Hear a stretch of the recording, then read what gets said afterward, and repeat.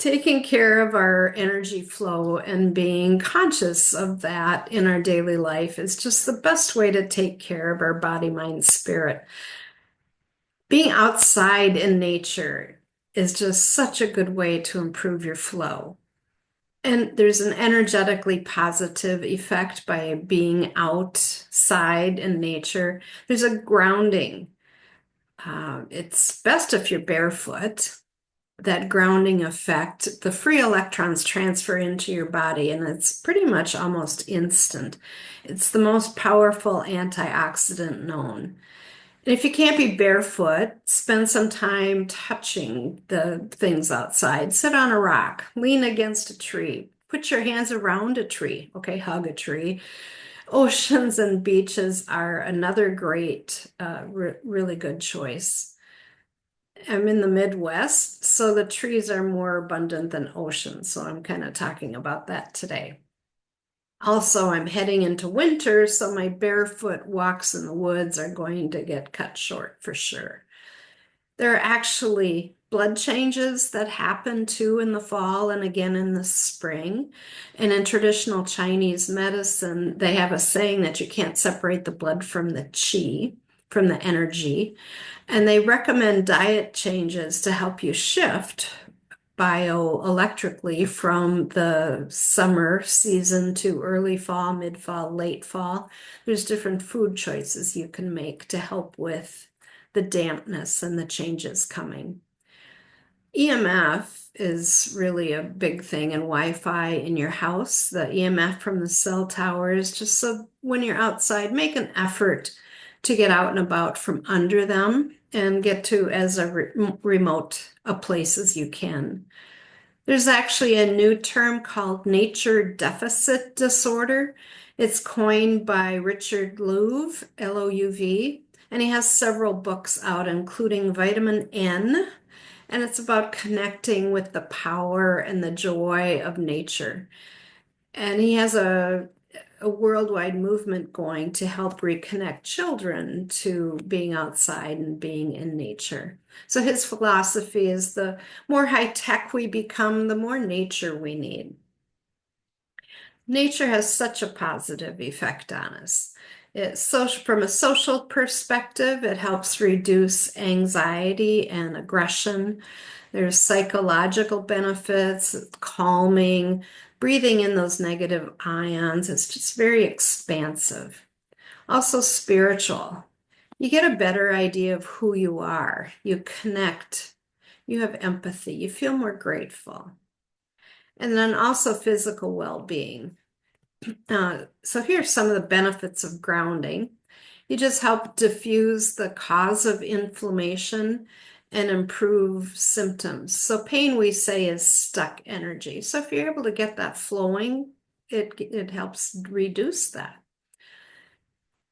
It helps you improve sleep through normalizing your circadian rhythms.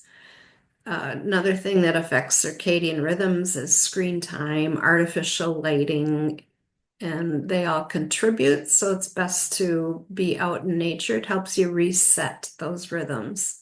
It increases energy and vitality. It lowers stress and promotes calmness. It helps oxygenate the blood. It prevents coining, so it opens up the flow of the blood. All the little blood cells are not all stuck together. They're moving freely. That's why that's so important.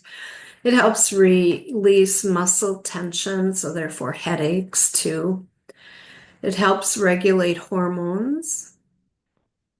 You're letting that light and the oxygen in, which are very important for your hormone formation. And it speeds up healing time again because of the oxygen and the flow. It's just getting back to the very basic things. And have you heard of the term Shinding-yoku? It's the practice of forest bathing. It originated in Japan, and research has shown that people who practice forest bathing have optimum nervous system functions. They have well-balanced heart conditions. It reduces bowel disorders. I've done studies on that. South Korea even has 32 named therapeutic forests, although you don't have to have a label on it, just go out and find your tree, right? So step one, it's just best if you're far away from cell towers and EMF. Leave your smart devices at home or in the car, including your watch and your Bluetooth headsets. Those frequencies are just really disturbing to our system. So be out in the trees and the grass. Just mindfully engage and connect. Just walk very slowly. This isn't about exercise, it's just connecting with that nature and that energy. Take time to absorb it. It involves using all five of your senses: sight, hearing, taste, smell, and feel. So feel nature. Let it come through those five senses. What do you see? How's the view? What are the colors, the textures? Feel yourself slowing down by being out in that green and the blue and the sand and the sky. Listen to the birds. Hear the wings flap. Hear that flapping pattern from each bird, their different calls. The insects are buzzing, squirrels are racing around.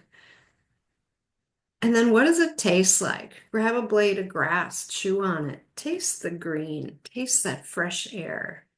Smell. Do you smell pine sap, flowers, that crisp, clean air? Touch, moss, that's one of my favorite, lichen, bark. Any of those textures. It just connects you to all the energies in the forest, and their forest roots are connected to all the um, moss and just all the mushrooms and things like that, all the fungi. There's a whole network below the surface we don't even know about, and you're connecting with that when you touch. So be in your feeling sense, use all your senses, go out in nature and care for your body, mind, spirit.